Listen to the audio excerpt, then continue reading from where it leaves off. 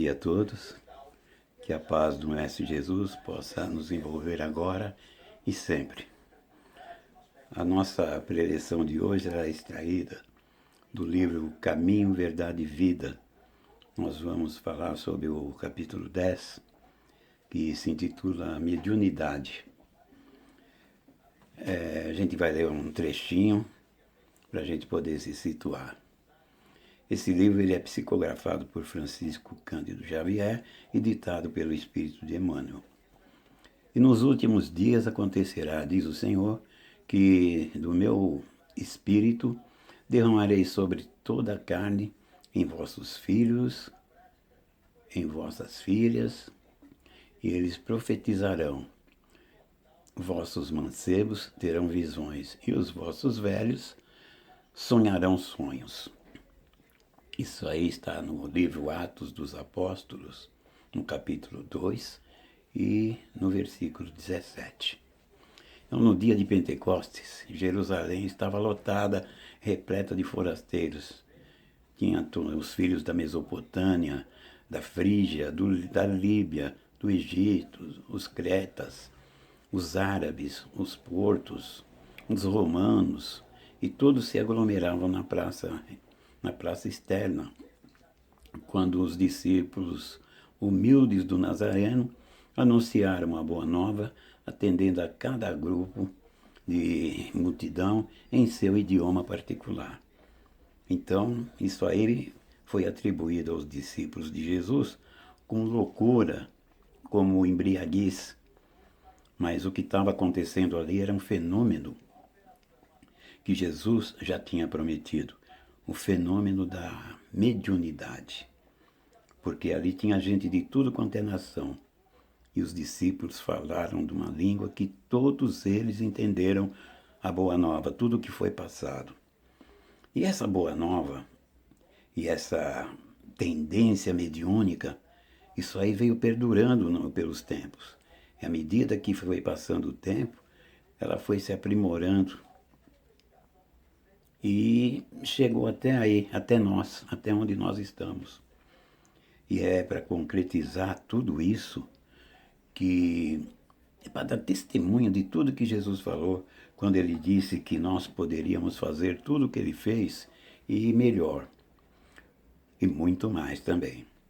Porque por intermédio da nossa mediunidade, nós podemos realizar fenômenos. Mas para a gente trabalhar essa mediunidade da mesma maneira que os discípulos trabalharam há mais de 2000 anos atrás, é preciso ter muita perseverança, é preciso ter muita fé, muita confiança no alto. É aquilo que os discípulos tinham. E por intermédio dessa mediunidade, eles curaram cegos, aleijados, leprosos, fizeram tudo, fizeram acontecer tudo. Fizeram mudo falar, surdo ouvir, cego enxergar, tudo por intermédio dessa mediunidade. E eles eram videntes também, eles podiam ver o que ia acontecer ali na frente. Cada um tinha um tipo de mediunidade. E essa mediunidade era tão forte que espíritos evoluídos apareciam para mandar instruções, quando não o próprio Mestre Jesus. Mas chegando até nós aqui, o que nós podemos fazer com a nossa mediunidade? Nós que frequentamos uma casa espírita, nós temos curso para aprimorar a nossa mediunidade, para que os espíritos que se aproximam da gente sejam espíritos bons. Porque existe um processo também de que só penetra na nossa mente aquilo que nós queremos. Mas, em se tratando do lado espiritual, não se pode falar muito, não. Porque aqueles espíritos que ainda não se adaptaram a coisas boas, eles fazem de tudo para não deixar a gente crescer. Mas, a partir do momento que nós vamos trabalhando a nossa reforma interior, que nós vamos melhorando a nossa condição moral, a nossa mediunidade também vai se expandindo.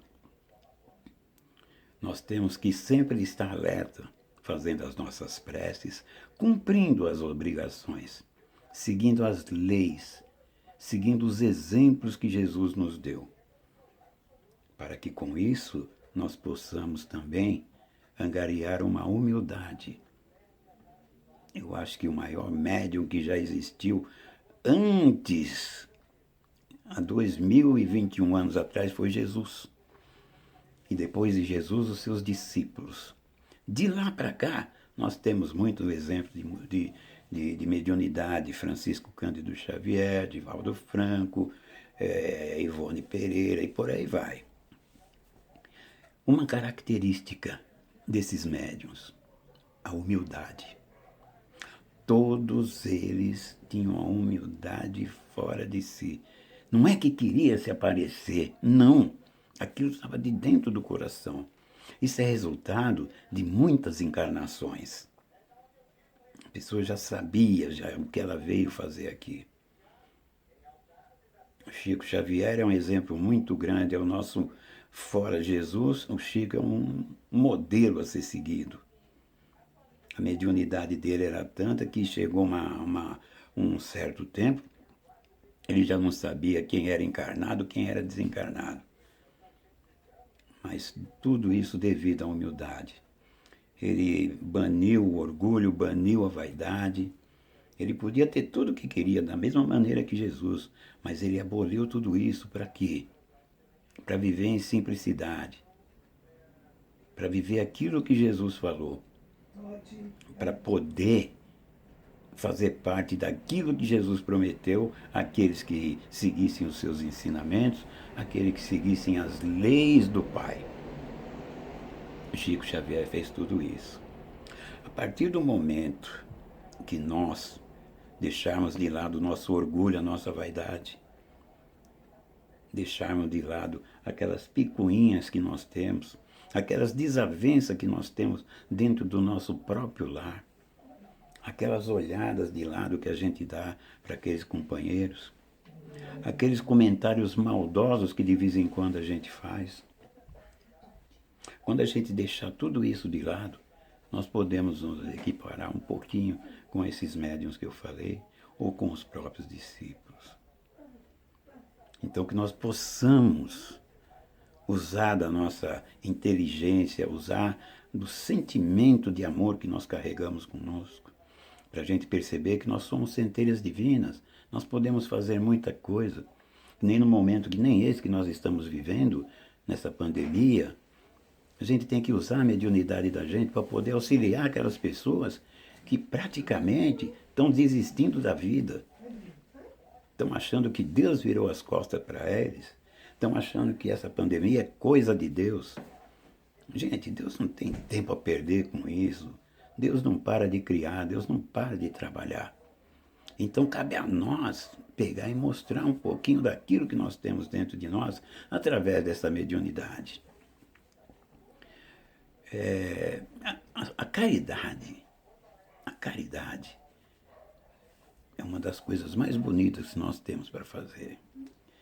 E quando aconteceu o Pentecostes, a claridade desse Pentecoste jorrou sobre o mundo.